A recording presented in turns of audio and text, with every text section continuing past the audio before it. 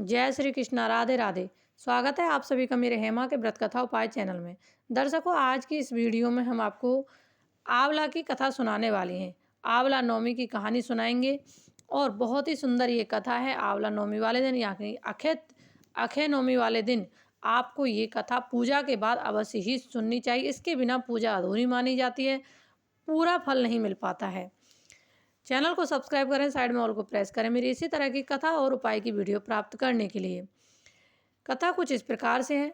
एक आंवलिया राजा था जो एक मन सोने के आंवले दान किया करता था और बाद में जीमता था। एक दिन उसके बेटे बहुओं ने देखा रोज इतने आंवले का दान करेंगे तो सारा धन खत्म हो जाएगा, इसलिए इनका दान कराना बंद करना चाहिए। बेटा और बहू उसको ऐसे सोचने लगे। एक पुत्र आया और राजा से बोला, आप तो सारा धन दोगे, इसलिए आप आंवले का दान करना बंद कर दीजिए। तब राजा और रानी उजाड़ में जाकर यानी कि वन में जाकर बैठ गए और वहाँ आंवलों का दान नहीं कर सके, इसलिए उन्होंने कुछ भी नहीं खाया पिया। एक जंगल में गए, घर से निकल गए और वो एक जंगल में जाके बैठ गए और वो आंवले का दान दूसरे दिन बिल्कुल भी नहीं कर पाए, इसलिए उन्होंने कुछ भी नहीं खाया भी नहीं था। तब भगवान ने सोचा कि अगर हमने इनका सत नहीं रखा तो दुनिया में हमें कोई नहीं मानेगा। तब भगवान ने उनके सपने में आकर कहा, तुम उठो और तुम्हारे पहले जैसी रसोई हो गई है और आंवले का वृक्ष लगा हुआ है, तुम दान करो और जीम लो। तब वो राजा खड़ा हुआ तो उसने देखा कि जंगल में आंवले के पेड़ खड़े हैं और उनका महल बन चुका है, तो वो बहुत खुश हुए। तब राजा रानी ने उठकर देखा तो पहले जैसा राजपाट हो गया उनका और सोने के आंवले वृक्ष पर फैले हुए हैं। तब राजा रानी सवा मन आंवले का दान करने लगे। इधर बहू बेटे से धर्म अन्नदाता का बैर पड़ गया। आसपास के लोगों ने कहा, जंगल में एक आंवलिया राजा है, सो तुम वहां चले जाओ तो तुम्हारा दुख दूर हो जाएगा। क्योंकि जो उसके पिता थे वो जंगल में, उनके लिए भगवान विष्णु ने सभी राजपाट कर दिए थे। उनके बेटा बहू पर विपत्ति आने लगी और वो सोचने लगे कि हमने अपने माँ बाप को निकाल कर उनका धर्म रोककर, उनका दान रोककर बहुत बड़ी गलती की है।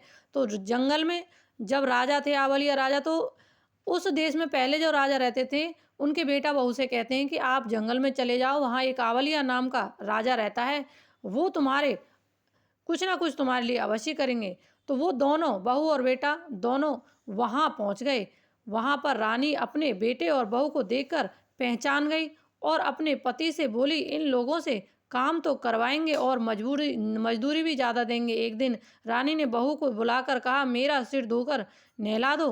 बहू सिर धोने लगी तो बहू की आंख में से पानी निकलकर रानी की पीठ पर गिर गया। तब रानी बोली, मेरी पीठ पर आंसू क्यों गिर रहे हैं मुझे और हमने ये बताइए, वो अपनी बहू से पूछती है। तो बहू बोली, मेरी सास की पीठ पर भी ऐसा ही मस्सा था और हमने उन्हें घर से निकाल दिया और उनका दान भी रुकवा दिया। वह एक मन आंवले का दान करते थे तो हमने उन्हें भगा दिया घर से। तब सास बोली, हम ही तुम्हारी सास ससुर हैं, तुमने हमें निकाल दिया था परंतु भगवान ने हमारा सत रखा। हे भगवान, जैसे राजा रानी का सत रखा वैसे सबका रखना। कहते सुनते सारे परिवार का सत रखना। इस कहानी के बाद विनायक जी की कहानी आपको जरूर सुननी चाहिए, यानी कि गणेश जी की कहानी आपको अवश्य ही सुननी चाहिए इस कथा के बाद। तो आपको इस दिन दान अवश्य करना चाहिए। एक ब्राह्मण को दान या किसी गरीब को दान अवश्य करना चाहिए, उसको खाना खिलाना चाहिए, दक्षिणा सहित उनको विदा करना चाहिए। या तो आप किसी एक गरीब को कर सकते हैं या किसी पंडित या किसी भी कहीं भी जाकर आप एक इंसान को जरूर करना चाहिए ऐसे जो ज़रूरतमंद हो।